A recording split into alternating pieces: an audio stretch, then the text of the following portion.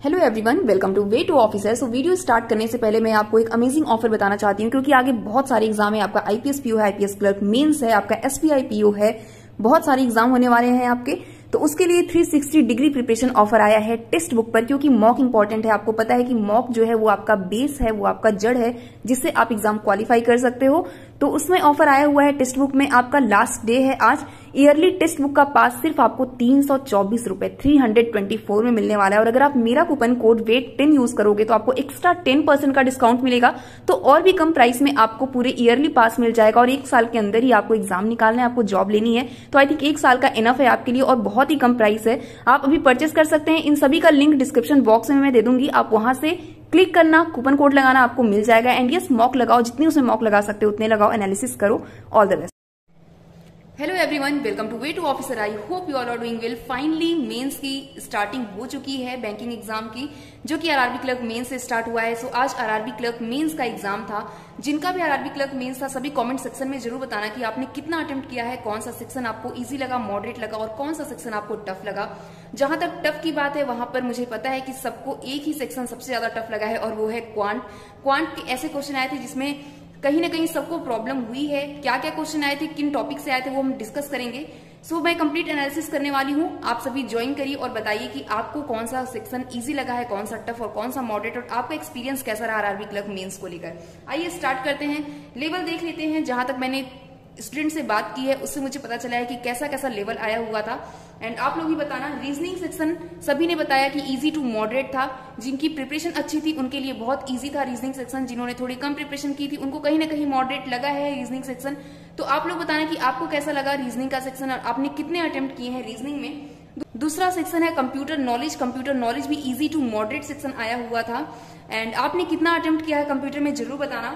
तीसरा है general awareness. ये हमेशा अनप्रिडिक्टेबल रहता है, क्योंकि किसी किसी को क्वेश्चन बन जाते हैं अच्छे, किसी के क्वेश्चन नहीं बन पाते हैं, थोड़े लेंदी क्वेश्चन आते हैं। आरआरबी में हमेशा से इसका ये पैटर्न रहा है।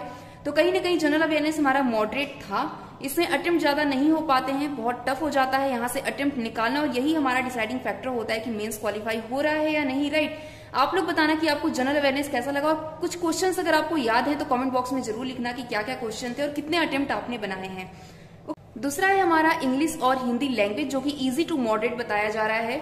एंड इस सेक्शन में अच्छे अटेम्प्ट बन सकते थे। कई लोगों ने बताया कि अच्छे अटेम्प्ट बनाए गए हैं इसमें। एंड इजी टू मॉडरेट था। ये आपकी प्रिपरेशन पर डिपेंड करता था। दूसरा है आपका न्यूमेरिकल एबिलिटी, जो कि आपका क्वांट है। ये सबके लिए कहीं ना कहीं एक अलग देखने को मिला है कि क्वांट इस बार काफी डिफिकल्ट आई है as compare to previous years.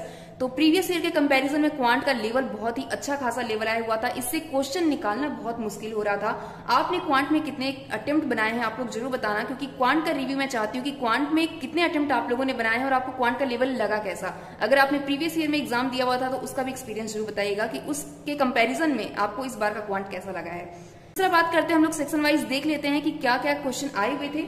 Reasoning जो कि इजी टू मॉडरेट बताई गई है, उसमें पजल आए हुए थे। आपको पता है मेंस में पजल का ही पूरा खेल होता है, पूरी पजल आती है भर भर के। पजल में आपका सर्कुलर सिटिंग अरेंजमेंट था।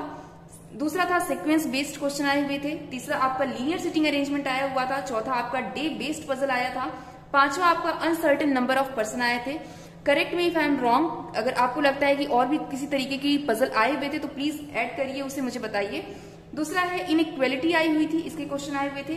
तीसरा टॉपिक हमारा ब्लड रिलेशन है, इसके क्वेश्चन आए हुए थे। चौथा टॉपिक है डायरेक्शन एंड डिस्टेंस, इससे भी क्वेश्चन आपको देखने को मिले थे आरआरबी क्लर्क मेंस में। अगर आप ये एनालिसिस देख रहे हैं और आपका आईपीएस क्लर्क मेंस है तो कहीं ना कहीं आपको ये आइडिया मिलने वाला है कि आगे के पैटर्न किस तरीके से बनने वाले हैं मेंस एग्जामिनेशन के। सो इससे आपको कहीं ना कहीं आइडिया मिलेगा। तो आप समझ सकते हैं कि पजल का वेटेज जो है वो कितना ज्यादा है और पजल की प्रैक्टिस ज्यादा करनी होती है। दूसरा हमारा क्वांट, जो कि टफ आई हुई थी, डिफिकल्ट थी, बहुत लोगों को प्रॉब्लम हुई है क्वांट में।